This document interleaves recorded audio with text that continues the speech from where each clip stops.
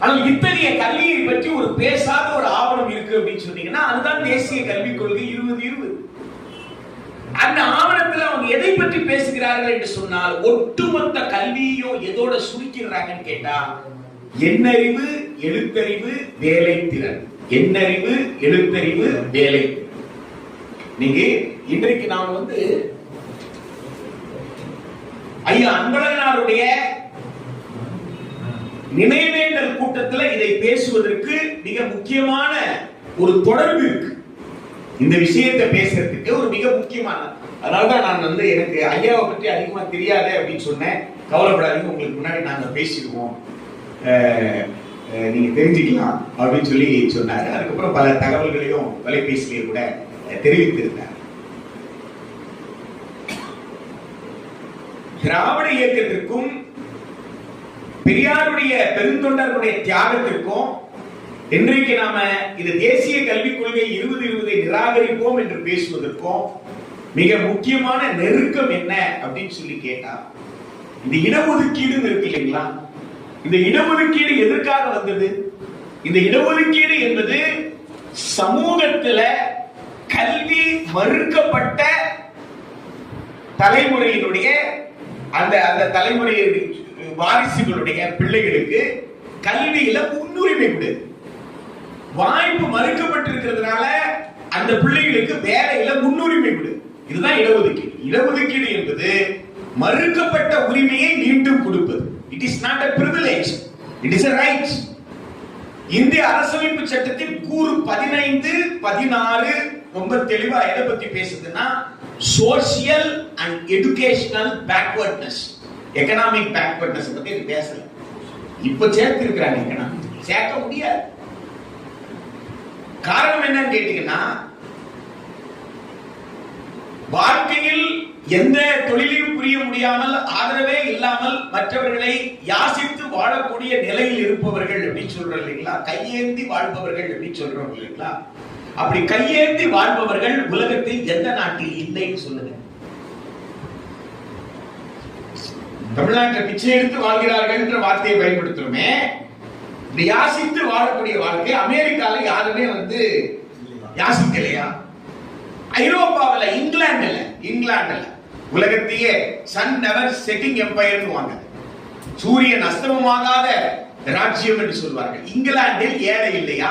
இல்லையா? இங்கிலாந்துல யாசித்து வாழ்பவர்களே இல்லையா? அப்போ பொருளாதாரத்தில் ஒருவர் பின்தங்கி இருப்பதற்கும் கல்வி சமூக பின்தங்கலுக்கும் ரெண்டுக்கும் வித்தியாசம் இருக்கு. நிறைய பேருக்கு புரியல. பொருளாதாரத்தில் ஒருத்தர் பின்தங்கி இருக்கிறாருன்னு சொன்னா அவருக்கு நாளைக்கு லாட்டரி அடிச்சா அவர் பணக்காரன். அவர் ஆடி கார்ல வரலாம், அவர் எதுல வேணா வரலாம், அவர் பெரிய பங்களா வாங்கிக்கலாம், அவர் பிளைட்ல போலாம், அவருக்கு பிரச்சனையே கிடையாது. நாம் ரொம்ப ஏழ்மையில் இருக்கிறோம், யாராவது ஒருத்தர் நமக்காக கட்டணம் கட்டுறாரு, நாம படிச்சிடுறோம் அப்படின்னு சொன்னா நம்ம பொருளாதாரத்தில் நம்ம வளர்ந்துட போறோம், அது நமக்கு பிரச்சனை இல்லை. சோசியல் பேக்வர்ட்னஸ் என்ன? சோசியல் பேக்வர்ட்னஸ் ஸ்ரீரங்க ரங்கநாதருடைய கோவில் கட்டுவதற்கு, ராஜகோபுரம் எழுவதற்கு தமிழ்நாட்டின் முதலமைச்சராக இருந்த அன்றைய தேதியில புரட்சி நடிகர் என்று போற்றப்பட்ட அவருடைய உழைப்பில் அவர் சம்பாதித்த பணம் அதில் இருக்கு இல்லையா? புரட்சி தலைவர் என்றும் புரட்சி நடிகர் என்றும் போற்றப்பட்ட அவருடைய வருமானம் இருக்குல்ல, ராஜகோபுரத்தில் ஒரு டயருக்கு ஒரு துட்டு கொடுத்திருக்காரா இல்லையா? ஆனால் அவரால் போய் ரங்கநாதரை தொட முடியுமா? அதுதான் சோசியல் பேக்வர்ட்னஸ். சமூக பின்தங்கல் என்பது அதுதான். நான் வணங்குற கடவுள், எனக்கும் அவர்தான் கடவுள், உனக்கும் அவர்தான் கடவுள் என்றால், எனக்கும் அவர்தான் அப்பா, உனக்கும் அவர்தான் அப்பான்னா, அப்பாவை ரெண்டு பிள்ளைகளும் தொட முடியாது, ஒரு பிள்ளை தான் தொட முடியும், இன்னொரு பிள்ளை தொட முடியாதுன்னா என்ன அர்த்தம் இல்லையா? அப்ப சோசியல் பேக்வர்ட்னஸ்க்கு அதுதான் அளவுகோல். ஒருத்தரால் கோயிலுக்குள்ள போக முடியுது, ஆனா கடவுளை தொட முடியல, சிலையை தொட முடியல. ஒருத்தரால் கோயிலுக்குள்ளே போக முடியல, ஒருத்தரால் கோயிலில் இருக்கிற அந்த வீதி வழியாக நடக்க முடியல. இதுதானே பேக்வர்ட்னஸ் அளவுகோல். அப்ப நீங்க இடஒதுக்கீடு கொடுத்தா எப்படி இடஒதுக்கீடு கொடுக்கணும்? யாரு தெருவுக்குள்ளே வர முடியலையோ அவனுக்கு தான் முன்னுரிமை, முதல் முன்னுரிமை. அதுக்கப்புறம் தெருவுக்குள்ள வர முடிஞ்சது, ஆனா கோயிலுக்குள்ள போக முடியல, எனவே அது இரண்டாவது முன்னுரிமை. கோயிலுக்குள்ள போக முடிஞ்சிருச்சு, ஆனா என்ன செய்ய முடியல, அங்க போய் பூஜை செய்ய முடியல, அப்ப அது மூன்றாவது முன்னுரிமை. ஆக இவர்கள் எல்லோருமே, அது கோயிலுக்குள்ள போயிருந்தாலும் சரி, கோயிலுக்குள்ள போகாம இருந்தாலும் சரி, இவங்க எல்லோருமே சமூக பின்தங்களுக்கு உள்ளானவர்கள். சமூகத்தில் நீ சமமற்றவன், நீயும் நானும் சமம் கிடையாது என்று 2000 வருஷமாக ஆள் மனதுல பிறக்கும் பொழுது, ஆமாப்பா அவங்ககிட்ட போய் இருக்குப்பா, அவங்கதான்ப்பா அப்படின்னு நம்ம ஆள் மனதிற்குள்ள நம்மையே பேச வைத்த ஒரு விஷயம் இருக்கு இல்லைங்களா? That is social backwardness. Educational backwardness என்ன? கர்ணன் என்ன பாவம் செய்தான்? நீ தானே அட்மிஷன் கொடுத்த, நீ தானே கத்து கொடுத்த இல்லையா?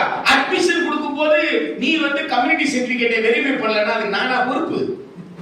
யோசிச்சு பாருங்க. அட்மிஷன் போட்டாச்சு, வகுப்பு நடத்தியாச்சு, அவரும் படிச்சிட்டாரு, படிச்சு பாஸ் பண்ணிட்டாரு, சரியா? அவர் பாஸ் பண்ணி முடிச்சதுக்கு அப்புறம் தான் கண்டுபிடிக்கிறா அவர் எந்த ஜாதியில பிறந்தாருன்னு. அதுக்கப்புறம் என்ன செய்யறான்? நீ கற்றுக்கொண்ட வித்தை எப்பொழுது உனக்கு பயன்படுமோ அந்த தேதியில அந்த நொடியில உனக்கு அது பயன்படாம போகும். இதுதான் எஜுகேஷனல் பேக்வர்ட்னஸ். கற்றுக்கொண்டாலும் எனக்கு நான் கற்றுக்கொண்டது பயன்படாது என்பதுதான். நீங்க ஏகலவன் காட்டிலே வசிப்பவன், காட்டிலே வசிப்பவனுக்கு வில்லும் அம்பும் அடிக்கணும்னு சொன்னா, வில்லு அம்பு அடிக்கிற திறன் இல்லைன்னா அவனால் காட்டிலே வசிக்க முடியுமான்னு கொஞ்சம் யோசிச்சு பாருங்க. நம்மள மாதிரி எல்லாம் வில்லு வச்சு விளையாட முடியாதுங்க. குறி தவறாம அடிக்கணும். அது 100 கிலோமீட்டர் வேகத்தில் வரக்கூடிய விலங்கு என்று சொன்னால், அந்த விலங்கு தன்னை அடைவதற்கு குறைந்தது ஒரு 100 மீட்டர் 300 மீட்டருக்கு முன்னாடி அதை நிறுத்தணும். அப்படின்னா எத்தனை பிராக்ஷன் பார்த்துக்கோங்க, எவ்வளவு நொடி பொழுதுன்னு பார்த்துக்கோங்க. அந்த நொடி பொழுதுக்குள்ள தன் கிட்ட இருக்கிற அம்பு அங்க போய் அந்த விலங்கை நிறுத்தணும். நிறுத்தலைன்னா இவன் காலி. அப்படின்னா எப்படிப்பட்ட குறி வைக்கக்கூடிய ஒரு திறமை படைத்தவனாக இருந்தால் அந்த இடத்துல அவன் நிற்க முடியும். இரண்டாவது மிக முக்கியமான விஷயம், ஏகலவன் அம்புக்கும் துரோணாச்சாரி அம்புக்கும் மிகப்பெரிய வித்தியாசம் இருக்கு. துரோணாச்சாரியோட அம்பு கொலை கருவி, அது உலோகத்தால் ஆனது. ஏகலவன் அம்பு கொலை கருவி அல்ல. ஏகலவனுடைய அம்பு தாக்கினால் மயக்கும், கொல்லாது. விலங்கு மயக்கிறோம், இவன் தப்பிச்சு ஓடிடுவான். இவன் போனதுக்கு அப்புறம் விலங்கு எழுந்து போயிடும். உணவுக்காக வேட்டையாடும் பொழுது ஒழுக்கத்தை வைத்திருந்தார்கள். அது தேர் காலம்னு சொன்னா அந்த விலங்குகளை வேட்டையாட மாட்டாங்க. இனப்பெருக்கம் அதிகமாக காலம் எடுக்கக்கூடிய விலங்குகள்னா அத்தகைய விலங்குகளை வேட்டையாட மாட்டாங்க. இப்படியே ஒரு வரைமுறை வைத்துக் கொண்டு எவ்வளவு உணவுக்கு தேவையோ அவ்வளவு மட்டும் தான் வேட்டையாடினாங்க. அதை கடந்து வேட்டையாடல. எனவே இயற்கையோடு இயற்கையாக வாழ்ந்தவன் ஏகலைவன். அவனுக்கு என்ன பிரச்சனை கேட்கிறான்? அவனை தேடி கண்டுபிடிச்சு அவன் கட்ட வரல, நீயே வெட்டிட்டு வர்ற. அவன் நீ என்ன சொல்ல வர்ற?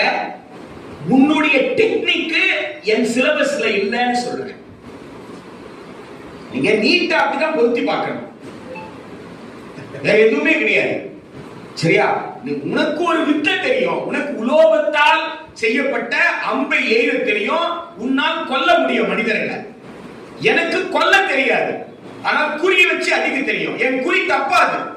என் குறி யாரையும் கொல்வதற்கான குறி அல்ல. என் குறி என்பது என்னை பாதுகாத்துக் கொள்வதற்கு, என் சமூகத்தை பாதுகாப்பதற்கு. அதே நேரத்தில் என்னை தாக்க வருபவனையும் அது கொல்ல, அவனுக்கும் திருந்தத்துக்கு ஒரு வாய்ப்பு கொடுக்கும். அது என்னுடைய கல்வி. ஆனா நீ என்ன சொல்ற? அது கல்வி அல்ல, தாக்கனா செத்து போயிட்டா அப்படி இருக்கணும். அம்புன்னா என்ன நினைச்ச?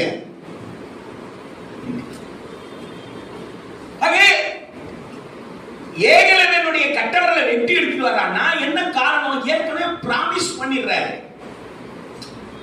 நீங்க 10ஆம் கிளாஸ் ரிசல்ட் வந்திருக்குது, 100% வாங்கினா அவார்டு எல்லாம் கொடுக்குறாங்க அந்த ஸ்கூலுக்கு, அந்த ஹெட் மாஸ்டருக்குலாம். சரியா? உண்மையிலே நான் ஹெட் மாஸ்டரா இருந்து 100% வாங்கி அந்த அவார்டு கொடுத்தா இப்படியெல்லாம் என்ன கேவலப்படுத்தக்கூடாது, வச்சுக்கோங்கன்னு சொல்லிடுவேன்.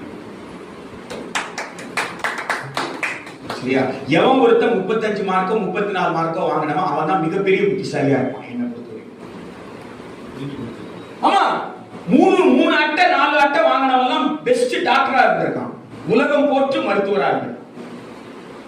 புரிதல் இல்லாத வயசுங்க. 15 வயசுல என்ன புரிதல் இருக்குன்னு நினைக்கிறீங்க? ஒரு அட்டெம்ப்ட் அடிக்கிறான்னு வச்சுக்கோங்களேன், அவனுக்குள்ள ஒரு கெமிஸ்ட்ரி ஒர்க் அவுட் ஆயிடும். 15 வயசுல சிந்திக்கிற திறமை எல்லாம் வந்துருது இல்ல. அவன் 8 வயசு பையன் 10 வயசு பையன் கிடையாது. 8 வயசு பையனும் 10 வயசு பையனும் நீங்க ஃபெயில் ஆக்குனீங்கன்னு வச்சுக்கோங்க. ஃபெயில்னா என்ன தெரியும் அவனுக்கு? டேய் நீ ஃபெயிலா போன அப்படி ஆகுவான். ஆனா 15 வயசு பையன் கிட்ட அப்படி கிடையாது. சிந்திப்பான், எங்க நான் கோட்டை விட்டேன்னு சிந்திப்பான். கோட்டை விட்ட இடத்தை மீண்டும் பிடிக்கிறதுக்கு அவன் முயற்சி பண்ணுவான். அதுக்கு போட்டு செகண்ட் அட்டெம்ப்ட்ல பாஸ் பண்ணிட்டுமே தேர்ட் அட்டெம்ப்ட் அவனுக்கு வாய்ப்பு உருவாக்கு.